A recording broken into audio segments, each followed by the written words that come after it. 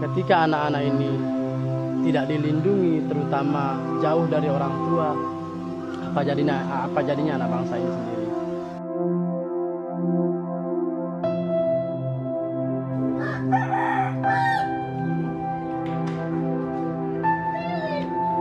Yang saya tahu sebagai kader Posyandu itu ya cuman Posyandu. Cuman Posyandu. Entah itu ada bapaknya, entah itu ada ibunya, tidak tahu. Apalagi untuk peduli. Datang nimbang catat ya udah pulang.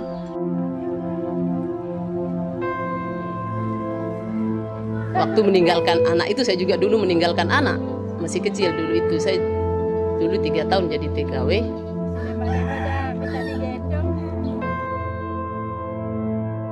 Kalau menjadi TKI atau sama halnya dengan bunda itu sangat tidak sekali.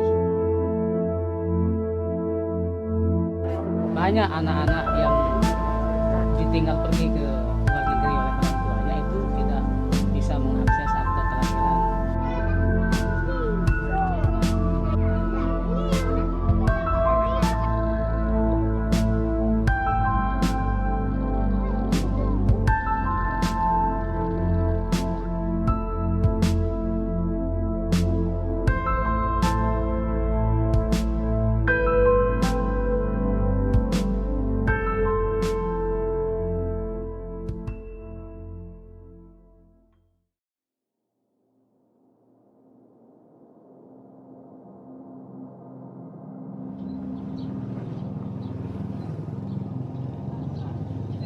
Kita melihat di NTB sendiri, khususnya di Kabupaten Lombok Timur itu adalah daerah pengirim tenaga kerja terbanyak. Persoalan yang ditimbulkan oleh pengiriman tenaga kerja ini juga berdampak pada keluarganya. Di dalamnya itu adalah ada anak-anak.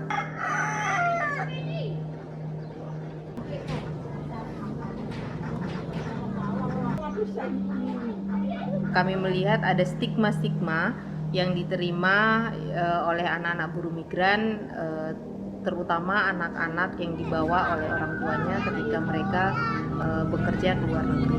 Jadi stigma-stigma itu kemudian kami melihat ini cukup berdampak pada tumbuh kembang anak-anak ini. Kita udah santai.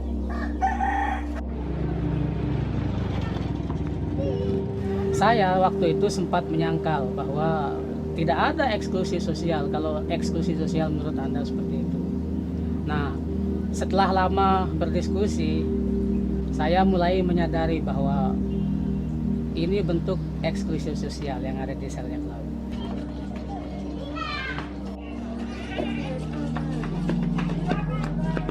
Rasa kepedulian ini muncul di lingkungan saya ini. Anak buruh migran cukup banyak karena khawatir anak-anak ini tidak ada yang memberikan perlindungan, orang tua jauh, sehingga kami coba sekali lagi bersinergi dengan teman-teman Santai, memberikan satu pemahaman, satu komitmen bahwa ketika anak-anak ini tidak dilindungi, terutama jauh dari orang tua, apa jadinya anak bangsa ini sendiri.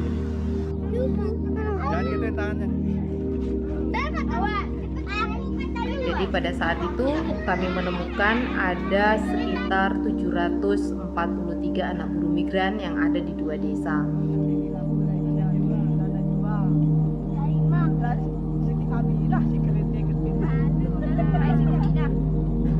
Pendataan itu sendiri melibatkan beberapa aktor-aktor yang ada di desa. Itu ada teman-teman kader yang selama ini memang sudah bergerak di desanya, yaitu kader Posyandu.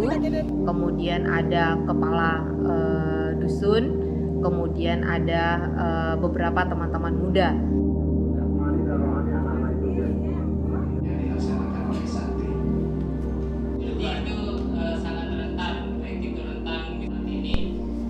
Posisi kita sebagai kader Posyandu itu bisa dibilang serba pakai. Maksud saya dalam gini, masyarakat bisa membutuhkan kita itu kapan saja. Kita kadang dia itu misal melahirkan, bantu dia itu dalam pengurusan, bisa kapan saja gitu. Itu juga tergantung dari kitanya gitu.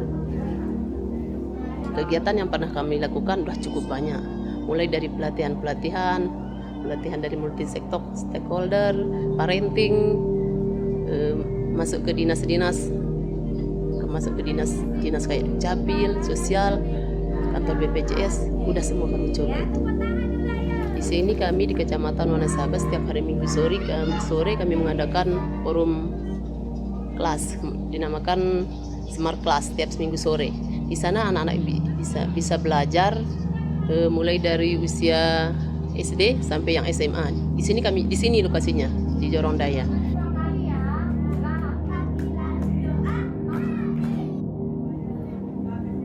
Untuk di diri saya itu lama sudah, kalau saya seperti dikatakan kuat, lama itu prosesnya. Dulu kalau pas kelas 5 sampai SMP itu masih kesendirinya, ataupun lebih ke spesifik bahwa saya menutup diri, gak punya teman, ataupun merasa diri bahwa tidak pantas untuk punya teman. Terus kemudian lagi kan nanti olokan masyarakat, teman yang lain lagi memandang mereka lebih baik, itu pasti mengolok bahwa tidak punya ayah, tidak punya bapak, tidak ada yang ngurus, kasihan. Itu nanti juga ada kumpulan masyarakat yang menganggap bahwa dia tidak boleh dipertemanin, dia nggak boleh disamain, ataupun dia harus dijauhin. Itu ada. Apapun itu pekerjaan yang penting halal, semua itu saya laksanakan. Saya tanggung sendiri. Kagak pernah dia ngirim, kagak pernah dia pulangnya itu kagak pernah ngasih uang, tidak pernah. Alhamdulillah, berkat kejujuran dan keikhlasan kita mendidik dan mengasuh anak ini, rezeki tetap ada. Walaupun tidak begitu banyak seperti gajinya pegawai lah gitu, alhamdulillah tetap ada.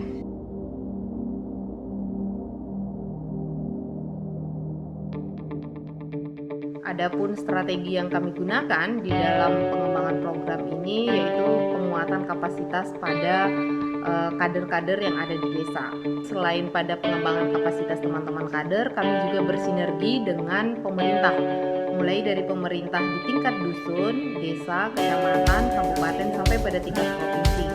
Karena gerakan kepedulian ini tidak bisa kita hanya santai sendiri yang melaksanakan, kita butuh banyak teman.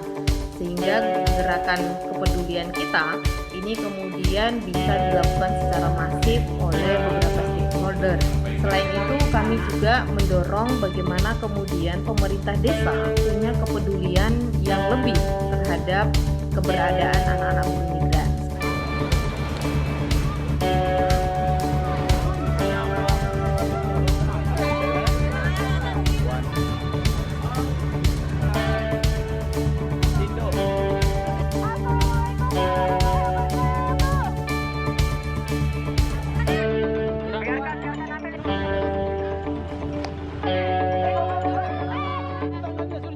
Ambil dulu.